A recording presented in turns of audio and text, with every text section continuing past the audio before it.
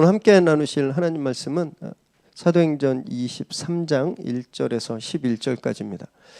사도행전 23장 1절에서 11절, 저와 여러분이 한 절씩 교대로 읽으시겠습니다. 바울이 공회를 주목하여 이르되, 여러분 형제들아, 오늘까지 나는 범사의 양심을 따라 하나님을 섬겼노라 하거늘, 대제사장 아나니아가 바울 곁에 서 있는 사람들에게 그 입을 치라 명하니, 바울이 이르되, 회칠한 담이여, 하나님이 너를 치시리로다. 내가 나를 율법대로 심판한다고 앉아서 율법을 어기고 나를 치려 하느냐 하니, 곁에 선 사람들이 말하되, 하나님의 대제사장을 내가 욕하느냐. 바울이 이르되, 형제들아, 나는 그가 대제사장인 줄 알지 못하였노라. 기록하였으되 너의 백성의 관리를 비방하지 말라 하였느니라 하더라. 바울이 그중 일부는 사두개인이요 다른 일부는 바리새인인 줄 알고 공회에서 외쳐 이르되, 여러분 형제들아, 나는 바리새인이요 또 바리새인의 아들이라. 죽은 자의 소망 곧 부활로 말미암아 내가 신문을 받노라. 그 말을 한즉 바리새인과 사두개인 사이에 다툼이 생겨 무리가 나누어지니, 이는 사두개인은 부활도 없고 천사도 없고 영도 없다 하고 바리새인은 다 있다 함이라. 크게 떠들새 바리새인 편에서 몇 서기관이 일어나 다투어 이르되, 우리가 이 사람을 보니 악한 것이 없도다. 혹 영이나 혹 천사가 그에게 말하였으면 어찌하겠느냐 하여 큰 분쟁이 생기니, 천부장은 바울이 그들에게 찢겨질까 하여 군인을 명하여 내려가 무리 가운데서 빼앗아 가지고 영내로 들어가라 하니라. 함께 읽습니다. 그날 밤에 주께서 바울 곁에 서서 이르시되, 담대하라. 내가 예루살렘에서 나의 일을 증언한 것 같이 로마에서도 증언하여야 하리라 하시니라. 아멘. 오늘 우리에게 주시는 하나님의 말씀입니다.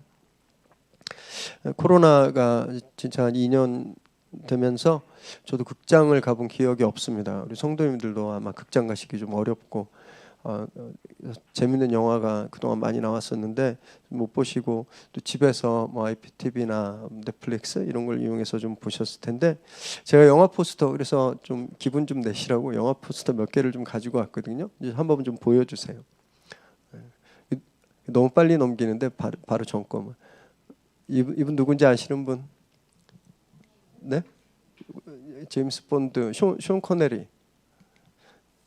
다 이분 누구예요? 브루스 윌리스가 저때 머리가 좀 있었습니다. 그다음 네, 우리 영원한 형님이죠. 톰 크루즈 형님. 한국을 너무 사랑하는 대표적인 헐리우드 스타 중에 한 분이죠. 또 그다음 제 페보릿입니다. 네, 맷 데이먼 맞죠? 네, 본 아이덴티티 시리즈의 이 포스터들, 이 지금 이제 보여드린 포스터 주인공들의 공통점을 혹시 아실까요? 공통점 다 남자, 또 외국 사람. 담임 목사 닮았다고요? 네. 감사하지만 네. 아니에요. 이 영화 주인공들의 공통점은요, 임무가 끝날 때까지 죽지 않는다는 겁니다. 임무가 완성될 때까지는 죽지 않아요. 막 진짜 이거 꼼짝없이 죽겠네라고 생각되는 그런 순간에도 적들에게 막 그 꼼짝없이 트랩에 빠져서 이제 죽겠다라고 하는 그런 순간에도 다 살아남는다. 왜냐하면 임무가 아직 끝나지 않기 때문에.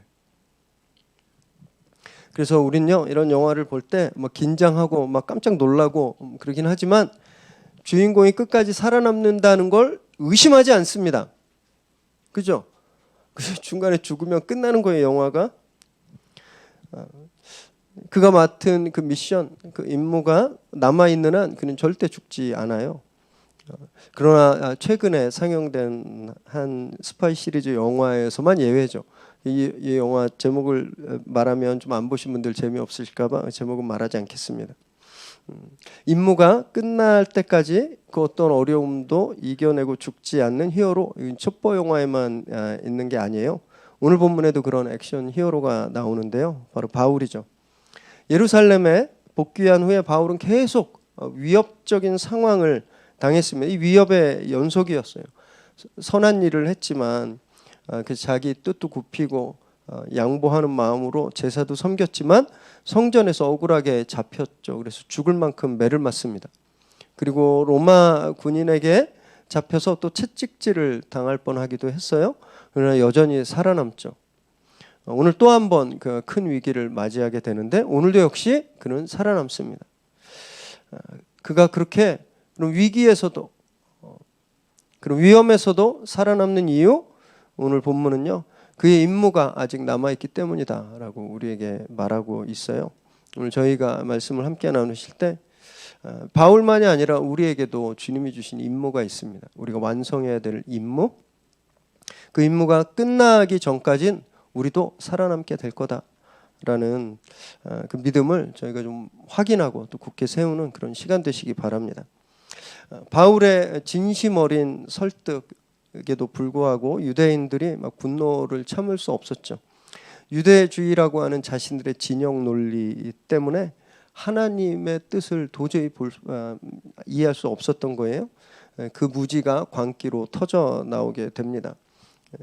바울의 말을 잘 듣는 것 같아서 상황이 좀 잘 되나 보다 이렇게 생각했었는데 군중들이 갑자기 폭동을 일으키니까 천부장이 바울을 다시 잡아서 영내로 데려가죠. 그리고 그를 채찍질하고 고문해라 이렇게 명령합니다. 이 순간 바울이 그때까지 쓰지 않았던 히든카드, 로마 시민권, 마패를 딱 꺼내는 거죠. 그것 때문에 로마 군대가 아주 패닉에 빠지게 됩니다. 그래서 천부장은 바울을 풀어주고 대신에 유대교 최고 의결기관인 공회를 소집하죠. 그래서 이제 바울은요, 그곳에 공식적으로 공회에서 복음을 변론할 기회를 얻게 됩니다. 1절 말씀인데 함께 읽습니다. 시작. 바울이 공회를 주목하여 이르되 여러분 형제들아, 오늘까지 나는 범사의 양심을 따라 하나님을 섬겼노라 하거늘. 바울이 공회를 똑바로 쳐다보았어요. 거기 앉아있는 재판관들을. 그리고 나는 양심의 어긋남 없이 하나님을 섬겼다 이렇게 증언합니다. 이 누가가 이 상황에 앞에 일어났던 일들을 좀 많이 생략한 것 같은데 천부장에 의해서 이제 공회가 소집되었잖아요. 공회는 먼저 바울이 무슨 죄를 저질렀는지 막 고소했을 겁니다. 이 사람은 죄인이다 이런 일을. 바울에게 쓰여진 혐의는 율법을 비방했고 모세를 배신했고 또 성전을 모독한 것이었는데 이것에 대해서 공회가 열리자마자 아마 성토했을 거예요. 바울이 이런 사람이라고. 그런데 그 고발을 입증하려고 하는 증거나 증인이 없는 거죠. 아무도 나서서 바울이 진짜 그런 일을 하는 걸 봤다라고 말하는 사람이 없었을 겁니다. 그래서 바울이 여기서 떳떳하게 자기 변론을 하고 있는 거예요. 만약에 그 증인들이 나타나서 그의 유죄가 확정됐으면 바울은 아마 바로 갇히게 되었을 겁니다. 그런데 그가 당당하게 나는 양심에 꺼리낌이 없었다라고 말하는 건 그 누구도 나서서 바울의 유죄를 입증할 수 없었다라는 것을 보여주는 상황인 거예요. 그런데 여기서 이 바울이 한 고백은요, 진짜 아무나 할 수 있는 고백이 아닙니다. 이걸 직역하면 나는 이날까지 완벽하게 선한 양심으로 하나님 앞에서 살았다라는 거예요. 하나님 앞에서 완벽하게 살았다라는 겁니다. 이런 고백을 감히 누가 할 수 있을까요? 저 목사인데 저도 보면 막 얼굴이 화끈거리는 그런 실수들, 그런 잘못들 있습니다.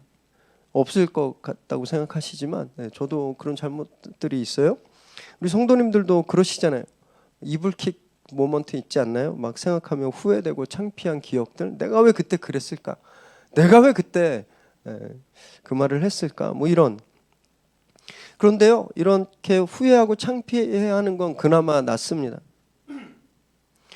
보면 후안무치한 행동으로 진짜 양심이 막 굳은 살 맞은 것처럼 꺼리낌 없이 잘못을 저지르는 그런 신앙인들이 너무너무 많은 세상이죠. 그래서 그런 분들 때문에 교회가 욕먹고 또 예수님의 이름이 먹칠당하고 있는 시대거든요. 여러분, 우리는요 이때 하나님 앞에서 거룩한 양심을 회복해야 됩니다. 바울이 말하고 있는 그 떳떳한 양심을 회복해야 돼요. 세상 사람들의 양심의 기준은 도덕과 윤리입니다. 도덕적으로, 윤리적으로 이렇게 해야 되는 그런 기준들이 있어요. 우리는요, 그것에서 만족하면 안 됩니다. 우리의 양심의 기준은요, 하나님인 거예요. 지금 바울이 고백한 것처럼 나는 세상 법으로 볼 때 양심적으로 살았다고 말하지 않았습니다. 나는 상식적으로 선한 삶을 살았다고 말하지 않아요. 나는 하나님 앞에서 온전한 양심에 따라 살았다라고 말하고 있거든요. 그럼 저희가 이런 양심을 회복해야 됩니다. 우리가 생각하는 것보다 훨씬 더 높은 차원의 기준을 저희가 가져야 되는 거예요. 우리는 사람들 보기에, 세상 보기가 아니라 하나님이 볼 때 너 그 정도면 됐어라고 하는 그런 수준의 삶을 살아야 되는 거죠. 비슷한 게 아니라 탁월해야 하는 겁니다. 저는 저와 우리 성도님들이 진짜 차원 높은 양심으로 이 세상에 그렇게 살아가는 그런 빛과 소금 되길 정말 바랍니다. 2절과 3절 읽습니다. 시작. 대제사장 아나니아가 바울 곁에 서 있는 사람들에게 그 입을 치라 명하니 바울이 이르되 회칠한다미여 하나님이 너를 치시리로다.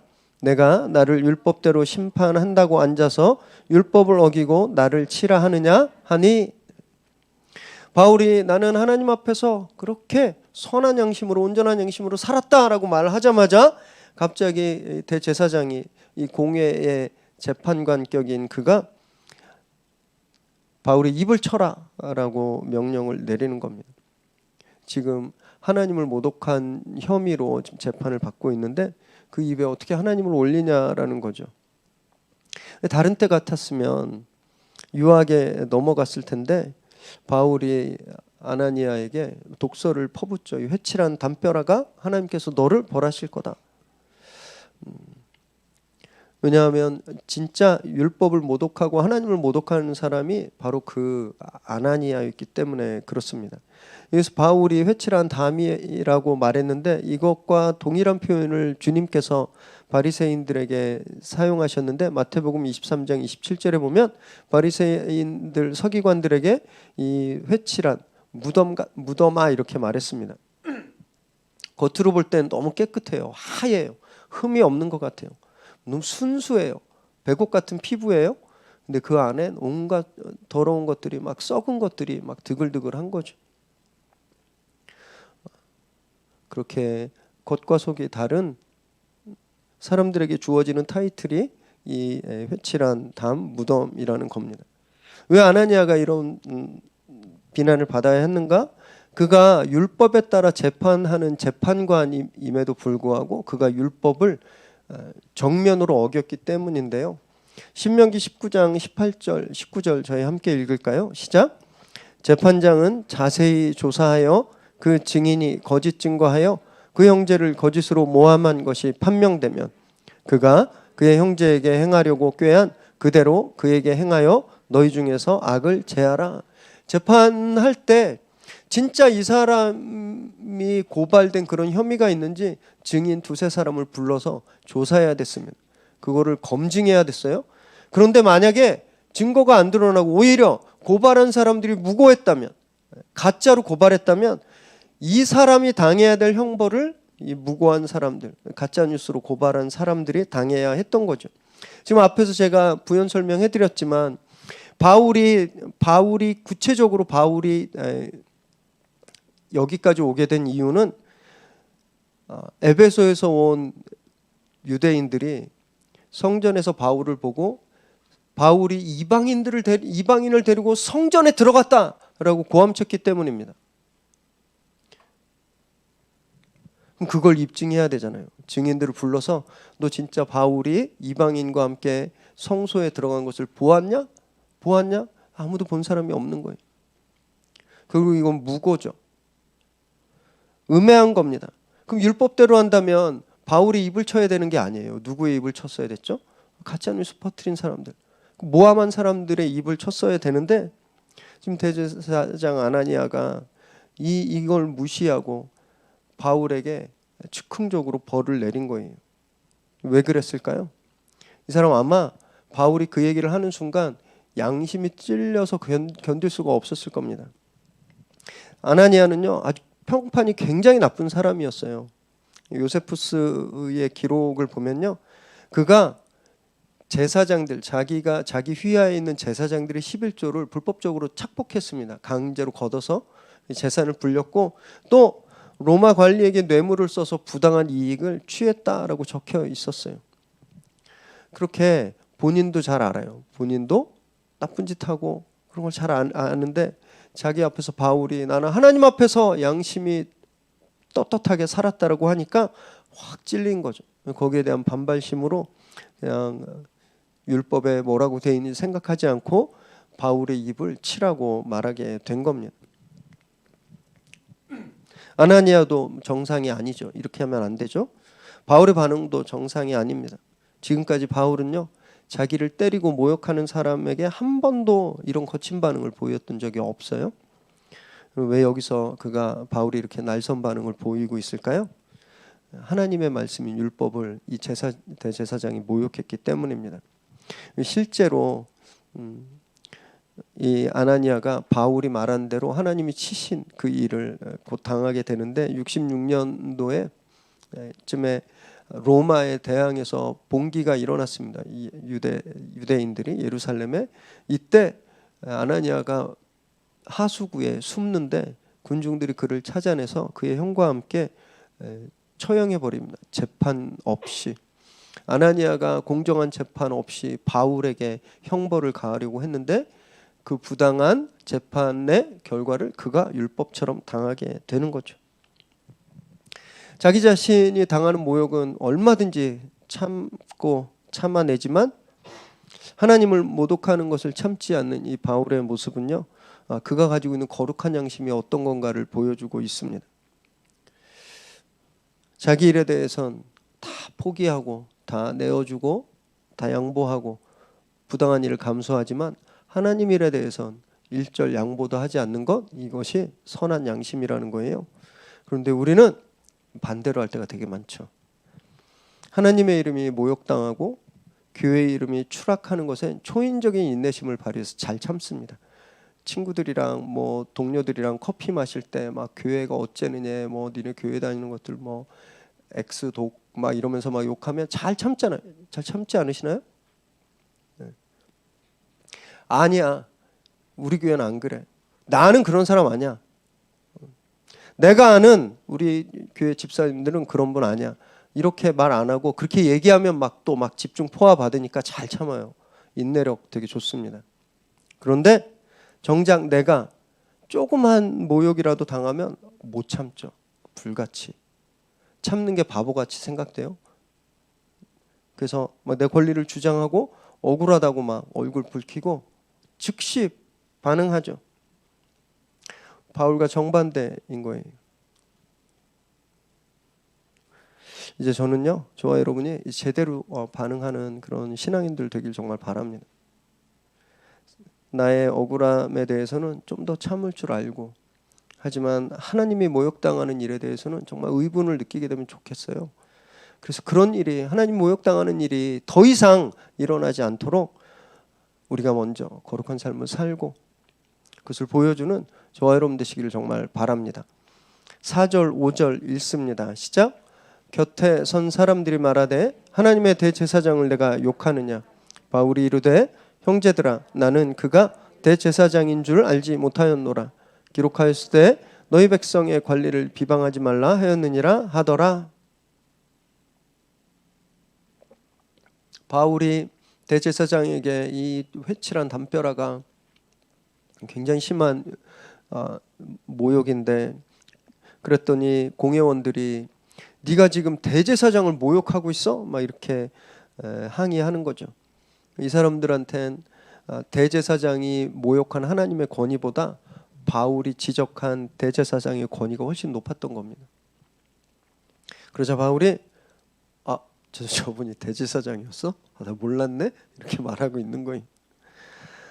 그런데 이 변명은요, 바울이 진짜 몰랐다라기보다는 일종의 sarcasm입니다. 빈정거림, 비꼬는 그걸로 보여요. 비록 바울이 한 30년 정도 공회를 떠나 있었다고 하더라도 여전히 바울은 공회원들과 가까웠습니다. 바울의 선생님이었던 가말리엘이 공회에 굉장히 존중받는 공회원 중에 한 명이었고, 바울의 친했던 사람들이 여전히 공회원들이었을 거예요. 또 예루살렘에 돌아와서 성전에 여러 날 묵었었잖아요. 대제사장이 누군지 알았을 겁니다.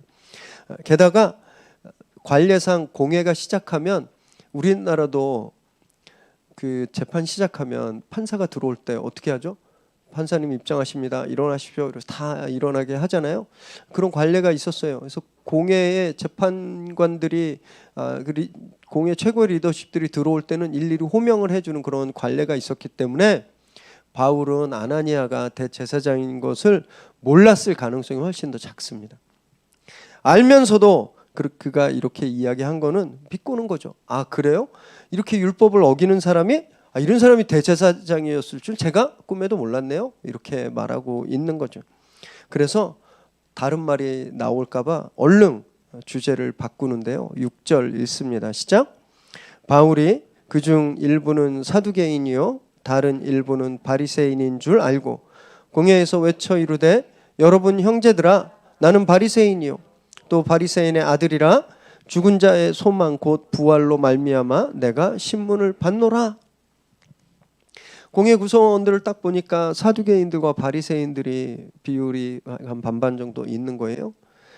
바울이 그걸 보고 소리를 갑자기 높여서 나는 바리새인이고 내 아버지도 바리새인이다. 이거 뭐냐면 나는 뼛속까지 바리새인이다.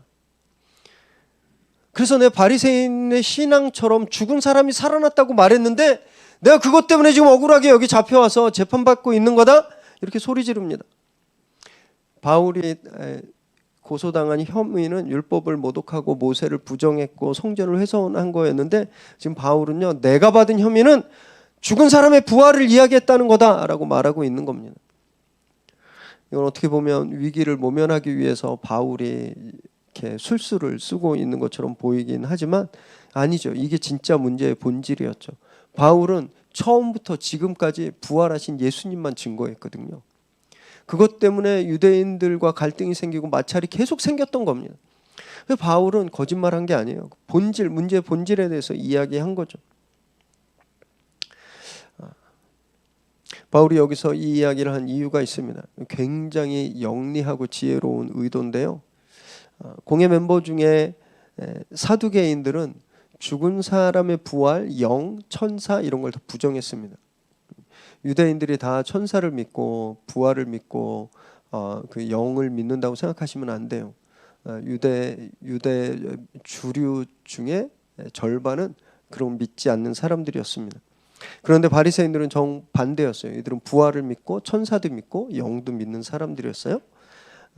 그래서 바울이 그들에게 좀 도움을 요청하는 거예요.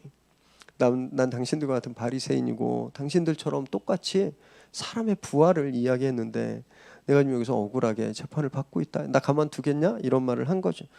바울의 의도처럼 삽시간에 큰 소동이 일어납니다. 7절에서 9절 읽습니다. 시작.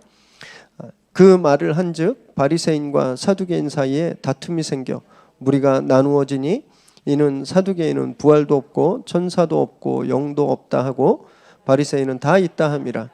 크게 떠들새 바리새인 편에서 몇 서기관이 일어나 다투어 이르되 우리가 이 사람을 보니 악한 것이 없도다. 혹 영이나 혹 천사가 그에게 말하였으면 어찌하겠느냐 하여. 가제는 개편이잖아요.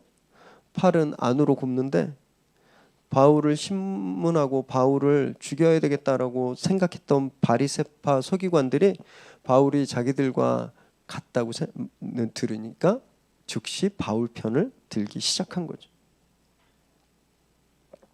공회가 자중질환에 빠졌습니다. 중국 병법에 보면 이의제이라는 말이 있거든요. 오랑캐를 들어서 오랑캐를 친다.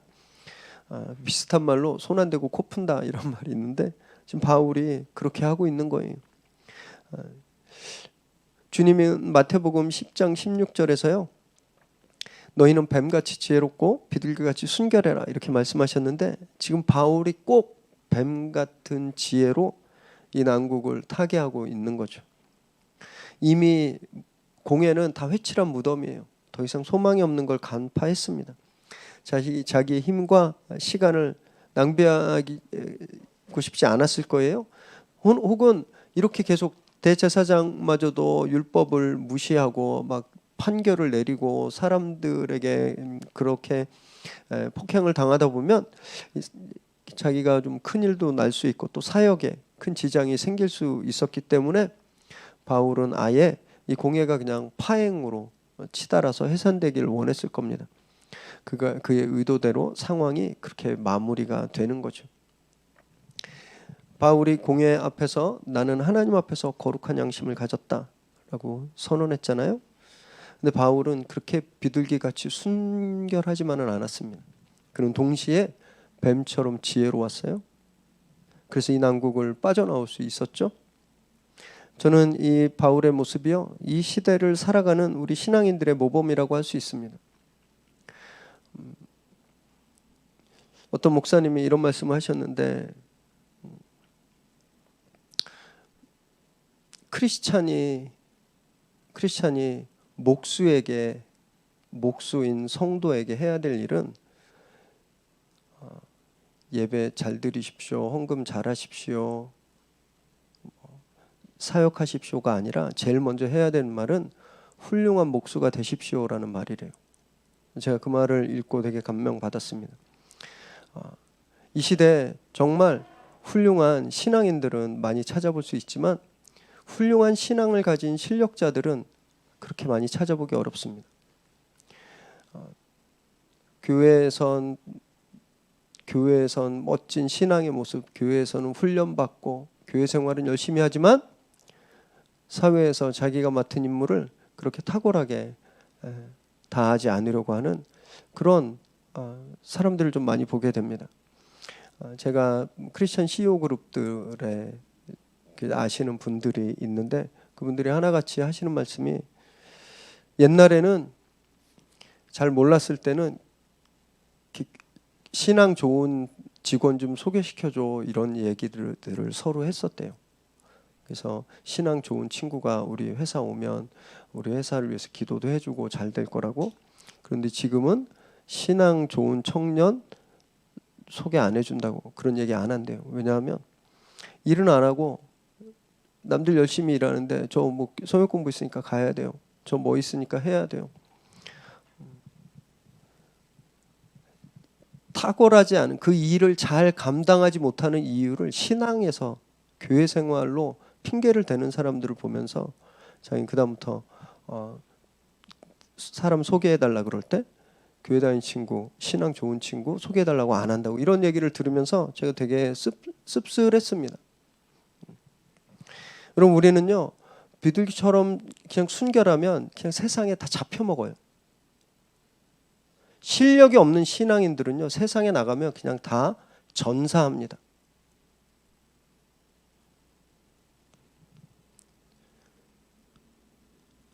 뱀같이 지혜로워야 이길 수 있는 거예요. 성경은 우리에게 여러 차례 우리가 군대고 그리스도의 군인이라고 말씀했거든요. 총 쏘는 실력이 있어야 되잖아요. 총도 못 쏘고 맨날 전투하면 죽고 군인이 아닌 겁니다. 패잔병인 거지.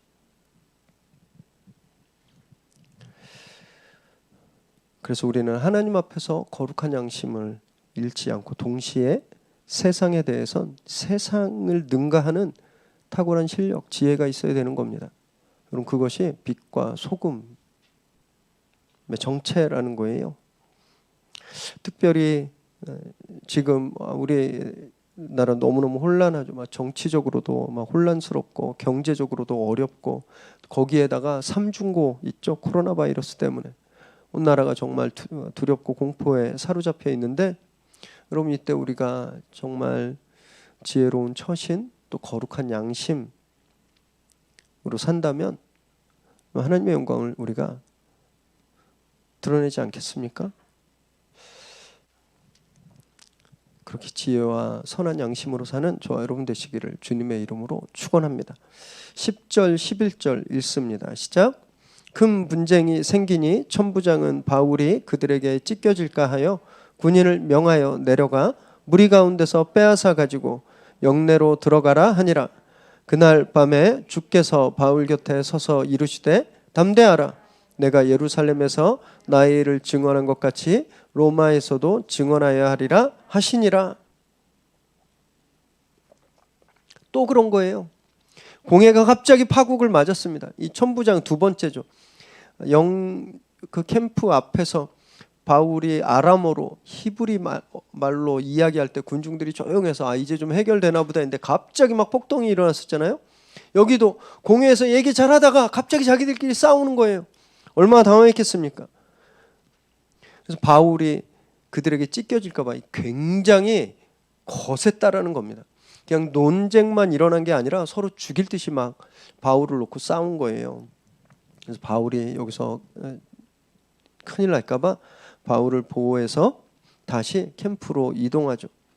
결국 공회에선 아무 성과가 없었습니다. 바울의 혐의가 입증된 것이 없었고 또 바울을 보더라도 바울의 혐의가 완전히 또 끝난 것도 아니에요. 재판이 그냥 파행으로 끝났기 때문에 다시 로마 군영의 감금 상태가 된 거죠. 보면 다시 원점으로 돌아갔습니다. 처음과 똑같아 보여요. 하지만 질적으로 완전히 새로운 스테이지에 지금 바울이 서 있는 겁니다. 하나님께서 그날 밤에 바울에게 나타나셔서 담대해라.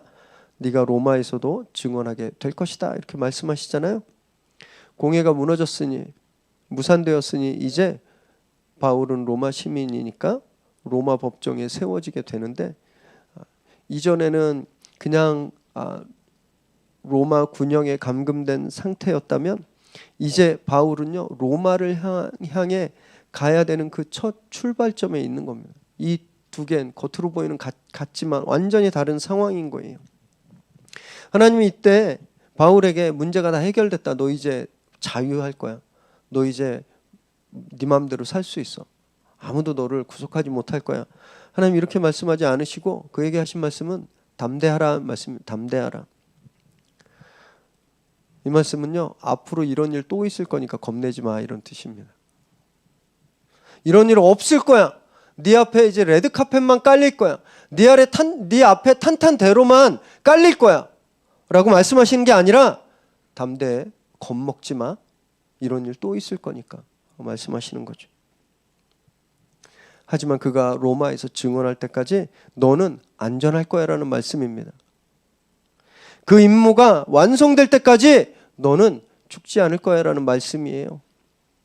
이 말씀처럼 진짜 앞으로 저희가 보겠지만 바울은 로마에 도착할 때까지 진짜 죽을 위기를 몇 번을 더 겪게 됩니다. 그런데 그는요 끝까지 안전하게 되는 거예요. 여러분 우리도 마찬가지입니다. 우리도 주님께서 우리에게 주신 임무가 있어요. 그 임무가 끝나기 전엔 우리도 아무도 죽지 않습니다. 그 어떤 것도 우리를 해칠 수 없어요. 그런데도 두려우시죠. 죽을 것 같지 않나요? 일 안 풀리고 애가 속썩이고 건강에 문제가 생기고 내가 바라던 것이 사라져버리면 꼭 죽을 것 같죠. 그런데요 안 죽습니다. 그것들이 우리 임무가 아니에요. 우리 임무는 땅끝까지 복음을 전하는 거죠. 주님 오실 때까지 하나님의 나라를 증거해야 되는 거 그게 우리 임무입니다. 톰 크루즈가 미션 임파서블에서 아무도 뚫고 들어갈 수 없는 비밀 금고에서 뭘 갖고 와야 되는 그런 그 임무를 완성할 때까지 그가 살아서 그 임무를 완성해내는 것처럼 주님께서 우리에게 주신 임무 땅끝까지 복음을 전하고 하나님 나라의 증인이 되는 그 임무가 완성될 때까진 우린 죽지 않는 겁니다. 우리 눈앞에 마치 이런 상황들이 우리를 죽일 것처럼 덤벼들어도 죽지 않는 거예요. 그래서 담대하셔야 됩니다. 쫄지 마시기 바랍니다. 겁내지 마세요.